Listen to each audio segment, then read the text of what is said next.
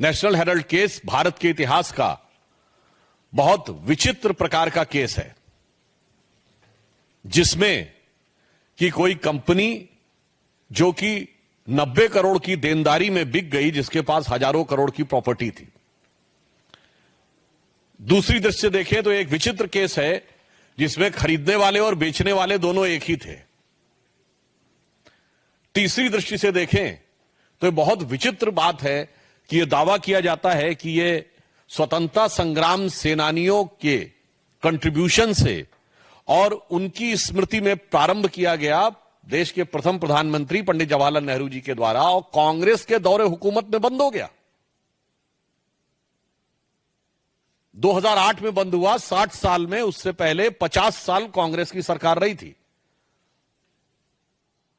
तो सवाल उठता है कि क्या कांग्रेस अपने 50 साल के शासनकाल में अपनी विरासत को बचा नहीं पाई, या वो जनता में इतनी अनपॉपुलर हो गई थी वो विरासत कि कोई उसका खरीदार नहीं था।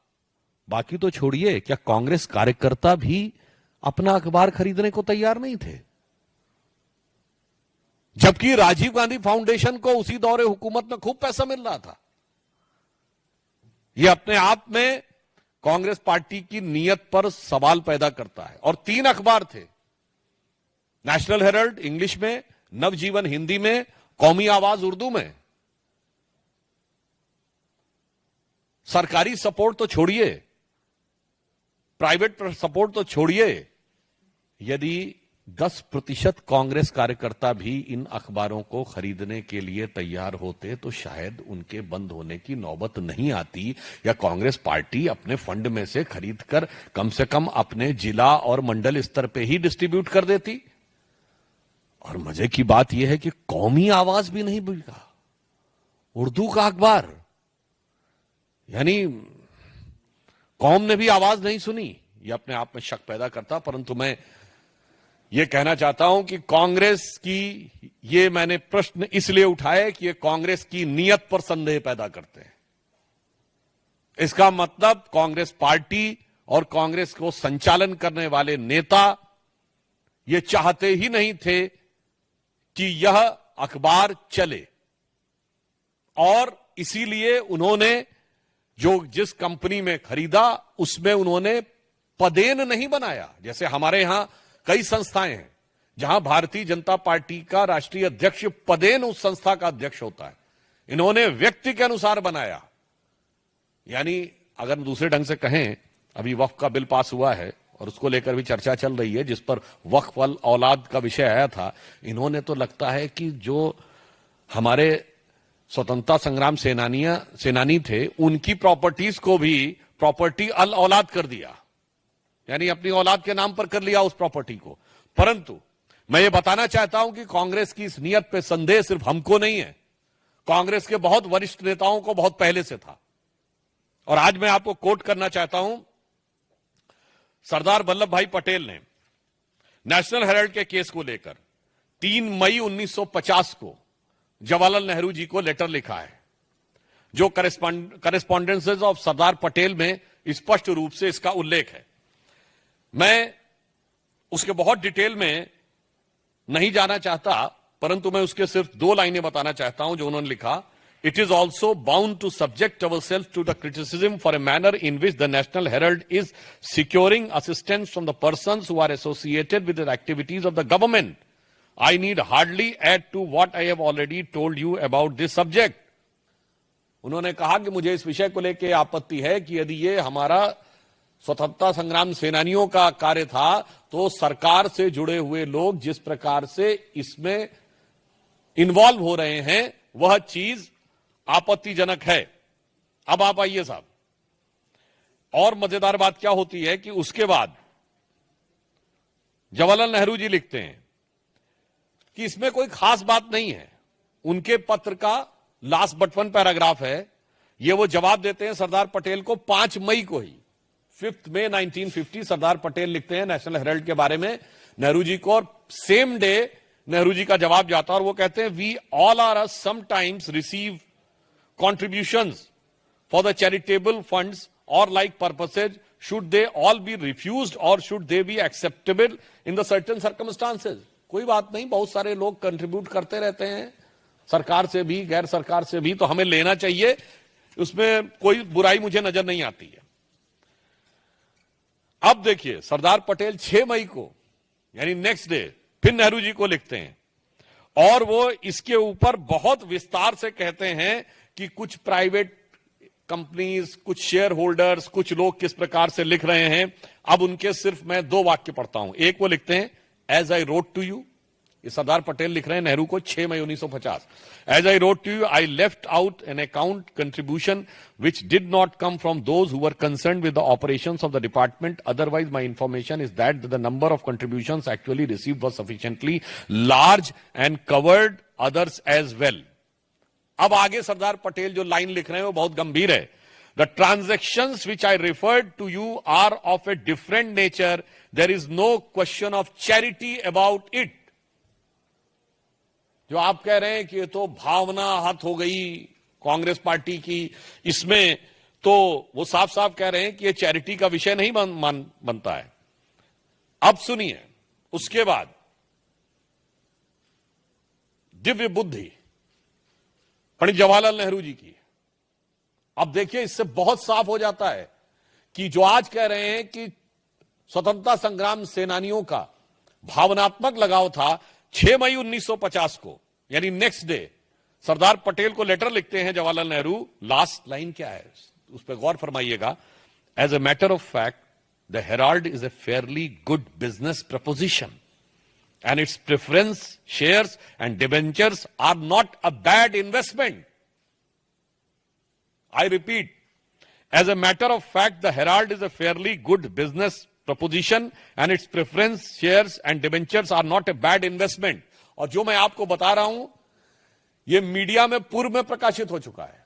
कई प्रतिष्ठित समाचार पत्र इसको 2 साल 3 साल पहले अपने आर्टिकल्स और जो उन्होंने रिसर्च आर्टिकल्स लिखे हैं उनमें प्रकाशित भी कर चुके हैं। अब आप सोचिए, ये नेहरू जी के जमाने से ही था कि जो निवेश हो रहा है नेशनल हेराल्ड में वो बहुत मुनाफे का हो सकता है, ये गुड बिजनेस इन्वेस्टमेंट है और इसलिए इसके शेयर या डिबेंचर किसी भी प्रकार से कोई घाटे का सौदा नहीं माने जा सकते। इसका मतलब प्रॉपर्टी, घाटा, मुनाफा, बिजनेस प्रपोजिशन, यह विचार शुरू से था। आज कांग्रेस से यह नैतिक सवाल है कि अचानक आप इसके ऊपर अब वो भावनात्मक और जैसे कि स्वतंत्रता संग्राम के लिए दिए गए दान या चैरिटी का विषय कैसे करें, जबकि सरदार पटेल कह चुके हैं इसमें चैरिटी ऐसी कोई चीज नहीं। और लास्ट में 10 मई 1950 यानी 4 दिन के बाद सरदार पटेल लिखते हैं, in view of the position which have taken I feel it is useless to pursue the matter. यानी वे एक प्रकार से हताश होकर कहते हैं कि मुझे लगता है कि अब मुझे इसके लिए परस्यू करने की आवश्यकता नहीं है। I have already told you how eye view these activities and that is doubtful if in any other province, if I had anything to do with this matter, this position would have been tolerated by me. अब वो कह रहे हैं कि अब मैं पूरी तरीके से निराश हो गया हूं तो मैं इस पे पुनः नहीं आना चाहता। अब आप बताइए, मैं कांग्रेस पार्टी से पूछना चाहता हूं, कौन सा त्याग, कौन सा समर्पण, कौन सा योगदान स्वतंत्रता संग्राम सेनानियों का, या ये शुद्ध बिजनेस ट्रांजैक्शन का मामला है तो वो कैसे कह सकते हैं कि ये ईडी के परव्यू के बाहर है अथवा यह किसी प्रकार की राजनीतिक दुर्भावना से प्रेरित है। जबकि यह विषय 2012 में प्रारंभ हुआ। अक्टूबर 2013 में यूपीए सरकार के शासनकाल में दिल्ली हाईकोर्ट के निर्देश पर यह केस प्रारंभ हुआ था एक जनहित याचिका के द्वारा, और इसको लेकर संदेह 1950 से कांग्रेस नेताओं में था। अब दूसरा एक आपको और बहुत रोचक परंतु गंभीर और चिंताजनक उदाहरण, कांग्रेस के बहुत वरिष्ठ नेता जो 4 बार उत्तर प्रदेश के मुख्यमंत्री रहे, श्री चंद्रभानु गुप्त, उनके संस्मरण जो कि 2021 में प्रकाशित किए गए, जिसका शीर्षक था सफर कहीं रुका नहीं झुका नहीं, नमन प्रकाशन लखनऊ के द्वारा। वो लखनऊ के पान दरीबा क्षेत्र में रहते थे। हम लोग तो, मैं तो खैर बचपन में उनको देखने का भी मुझे अवसर मिला है, मिलने का।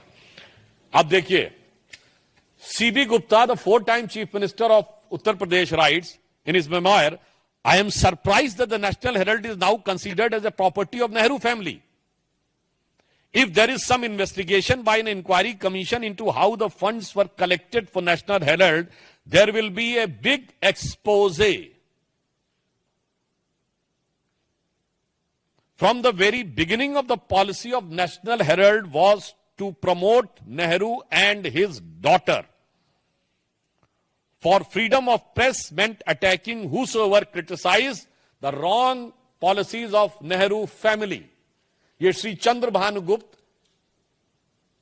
जो कई बार उत्तर प्रदेश के मुख्यमंत्री रहे, कांग्रेस के वरिष्ठ नेता रहे, स्वतंत्रता संग्राम सेनानी रहे, ये उनका वक्तव्य है, कोट अनकोट हमारा वक्तव्य नहीं है। अब आगे देखिए नेशनल हेराल्ड के बारे में और भी खुलासे वाली बात है। वी ऑल, आगे वो लिखते हैं, आचार्य नरेंद्र देव, शिव प्रकाश, शिव प्रसाद गुप्ता, पुरुषोत्तम दास टंडन, ये सब बहुत बड़े नाम हैं। पुरुषोत्तम दास टंडन जी आजादी के बाद पहले कांग्रेस अध्यक्ष बने थे, जिनसे नेहरू जी ने स्टेप डाउन करवा दिया था कि सत्ता का केंद्रीकरण दो जगह नहीं होना चाहिए। आज ये लोग कहते हैं ना कि अथॉरिटी वाली बात। आप सुनिए, we all, Acharya Narendra Dev, Shri Prakash, Shiv Prasad Gupta, Purushottam Das Tandon and myself means CB Gupta sold shares. 100 shares were bought in the name of Nehru so that he could be named as its director.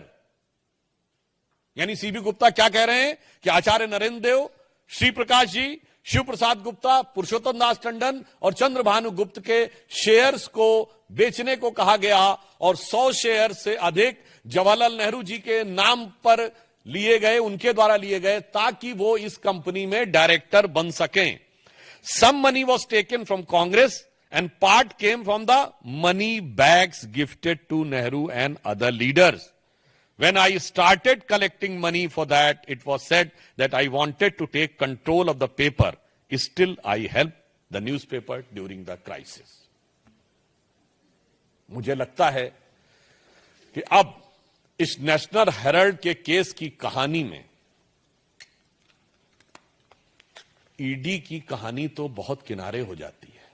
अब तो ये कांग्रेस के वरिष्ठतम नेताओं की जुबानी, स्वतंत्रता संग्राम सेनानियों की जुबानी, कांग्रेस का पूरा चरित्र, चेहरा और चिंतन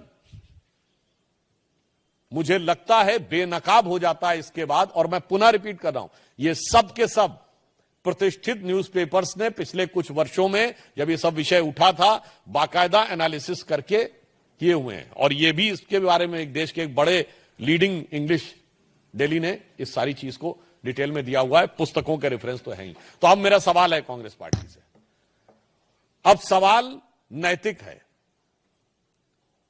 कांग्रेस पार्टी ने जिस प्रकार से स्वतंत्रता संग्राम सेनानियों की विरासत के साथ खिलवाड़ किया है, यह रोग बहुत पुराना है और यह सत्ता के समय से ही चला आ रहा है। फिर कांग्रेस पार्टी कहेगी नेहरू को दोष दे रहे हैं। आज मैं पुनः कहना चाह रहा हूं, नेहरू को हम दोष नहीं दे रहे हैं। सरदार पटेल ने लिखा है, सीबी गुप्ता ने लिखा है, पुरुषोत्तम दास टंडन जी, आचार्य नरेंद्र देव, शिव प्रसाद गुप्ता और श्री प्रकाश जी का रेफरेंस है। कांग्रेस के लोगों को कान खोल के सुनना चाहिए।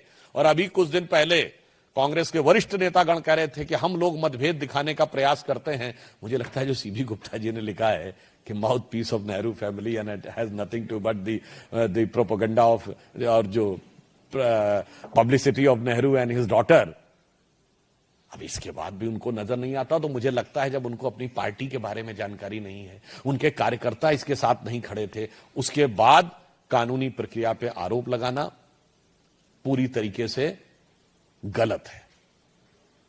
तो मैं कांग्रेस पार्टी के लिए तथ्यों के आलोक में सिर्फ एक ही लाइन कहना चाहता हूं कि वो पैरवी तो झूठ की करता चला गया, वो पैरवी तो झूठ की करता चला गया, बस उसका चेहरा उतरता चला गया। धन्यवाद। इससे संबंधित कोई प्रश्न हो आप लोगों के? पूछिए शैलेश जी। जब से पूरा मामला सामने आया नेशनल हेराल्ड का, हमने देखा कि जब पहली बार पूछताछ हुई थी सोनिया गांधी से, तब भी कांग्रेस ने प्रदर्शन किया था, और अब जब चार्जशीट दाखिल हो गई तो प्रदर्शन अब कांग्रेस के नेता कह रहे हैं कि दरअसल ये एक प्रतिशोध की राजनीति है जो केंद्र के द्वारा की। इसमें दो बातें हैं। यदि वो प्रतिशोध की राजनीति शब्द का प्रयोग कर रहे हैं, इसका मतलब ये मान रहे हैं कि उन्होंने शासन में रहते हुए कुछ गलत कार्य किए थे हमारी पार्टी के विरुद्ध। पहली बात उनके द्वारा स्पष्ट हो गई। दूसरी बात, प्रतिशोध का प्रश्न इसलिए नहीं उठता है क्योंकि यह विषय 2012 में प्रारंभ हुआ और एक पीआईएल के द्वारा अक्टूबर 2013 में दिल्ली हाई कोर्ट के द्वारा इस केस की जांच की शुरुआत हुई। और जब आज मैंने कांग्रेस के स्वतंत्रता संग्राम के समय के जिन नेताओं को कोट किया है, जरा वो प्रतिशोध का आरोप लगाने वाले शोध करके बताएं कि इसमें उनको क्या नजर आ रहा है।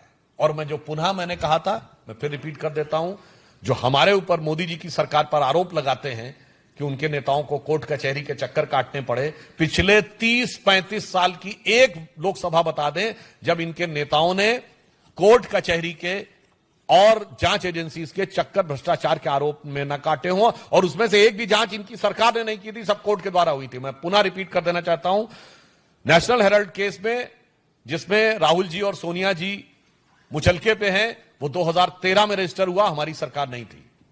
कनिमोझी ए राजा जेल गए 2011 में, हमारी सरकार नहीं थी। सुरेश कालमाड़ी जेल गए 2010 में, हमारी सरकार नहीं थी। मधु कोड़ा जेल गए 2008 में, हमारी सरकार नहीं थी। शिबू सोरेन जेल गए 2004 में, हमारी सरकार नहीं थी। मुलायम सिंह और मायावती पे डिस्प्रपोर्शनेट एसेट के केस हुए 2005 में, हमारी सरकार नहीं थी। करुणानिधि जेल गए 2000 में। लालू प्रसाद यादव जेल गए 1997 में। जयललिता जी जेल गई 1996 में। 1994 में झारखंड मुक्ति मोर्चा रिश्वत कांड हुआ, जो कोर्ट में साबित हो गया कि झारखंड मुक्ति मोर्चा के 3 सांसदों ने कांग्रेस को सपोर्ट किया था। और तो और 1987 में राजीव गांधी पे आरोप लगा, 90 में एफआईआर हुई। 80 के दशक से 2010 के दशक तक क्या गौरवपूर्ण गाथा है भ्रष्टाचार में आकंठ डूबे रहने की। और उसके बाद आप देखिए कि किस धृष्टता और निर्लज्जता के साथ 2014 के बाद पर्ची फाड़ने का प्रयास किया जाता है। So the standard reply from the Congress party today and their leaders is that ED is being used against the Gandhis because they have been politically vocal against the government, and that is why HM is using it. How do you see this political vendetta ED being used? Actually, they have lost all their standards of politics and morality. So this has become nothing but their, you can say, their compulsion to give this type of reply. I have already in my previous answer has given a detailed elaboration of that the Congress been involved in so many cases. Prior to that, I just want to remind even the Congress Prime Minister's first time there was an allegation about the Prime Minister being direct involved was during the time of Rajiv Gandhi ji when BJP was 2 seats party. So I think they first introspect, and the people of country are wise enough, and today is the age of information. Anybody can go and verify the facts, what we are saying and what they are saying. And again, I would like to remind, जो allegation Rajiv Gandhi पे लगा था, Bofors, हमने नहीं लगाया था. That came from within the government. The finance minister of Rajiv Gandhi government, Shri Vishwanath Pratap Singh, has put up the allegation. तो साहब आप अंदर झांकिए, जो दिल खोजूं आप ना मुस्सा बुरा न कोई, बुरा जो देखन में चला बुरा न मिलिया कोई। और कोई किसी का प्रश्न? एक और मामला है, रावत वाड्रा से पूछताछ चल रही है, आज भी पहुंचे हैं, कुछ टिप्पणी करना चाहेंगे आप? वहां भी लिखा जा रहा है कि देखिए, ये न्यायिक प्रक्रिया चल रही है। मुझे लगता है कि जो विधि सम्मत कार्रवाई हो रही है और जांच एजेंसियां जो भी अपनी रिपोर्ट दे रही है, उसके ऊपर राजनीति न करके उसे न्यायिक और विधिक प्रक्रिया के रूप में देखना चाहिए। Okay sir, thank you.